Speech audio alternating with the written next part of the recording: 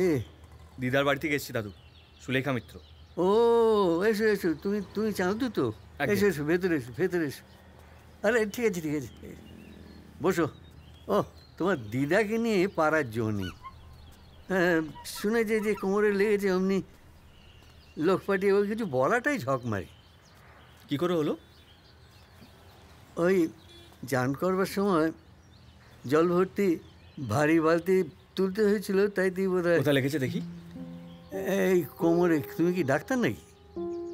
হ্যাঁ না না, ও কিছু করতে হবে না তোমার। ওই তো ভলিনি লাগাচ্ছি বারবার, আর ওই কি একটা স্প্রেও দিয়েছে, সেটাও করছি। ওই যে ও ঠিক হয়ে যাবে। না না না, দিদা কিন্তু বলেছে আপনাকে ডাক্তারের কাছে নিয়ে যেতে। আরে দিদার কথা ছাড়ো, দুদিন দেখা যাক না, ঠিক হয়ে যাবে আমি বলছি।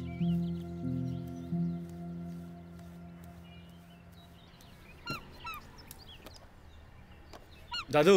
হ্যাঁ তাহলে একটু ওষুধটাই লাগিয়ে দিই। হ্যাঁ সে তা দিতে পারো। চলো। হ্যাঁ ওইখানে বসো। বাবা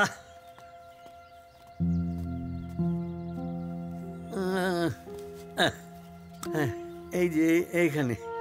ও মা, খুব লেগেছে তো? হ্যাঁ বুড়ো হাড়ে তো খুবই লাগে বেশি।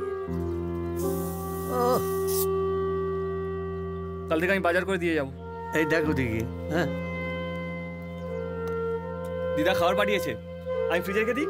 এই শোনো, হুম। তুমি কিছু খাবে? না ফ্রিজে ফ্রিজে আছে, মিষ্টি আছে। ভাত খেয়ে বেরিয়েছি। আচ্ছা শোনো, তুমি একটু চা খাও না, মানে তাহলে আমিও একটু খেতে পারি। হ্যাঁ মানে ওই রান্নাঘরে সবই আছে। কি কোনো তাড়া নেই তো তোমার? না দাদু, কোনো তাড়া নেই, বানিয়ে দিচ্ছি। আজ রাতে এখানেই থাকছি তো। আরে না না, রাত্রিরে থাকার কোনো দরকার নেই। দিদার অর্ডার না থাকলে আমার গর্দান কাটা যাবে। এই ও হাই স্যার।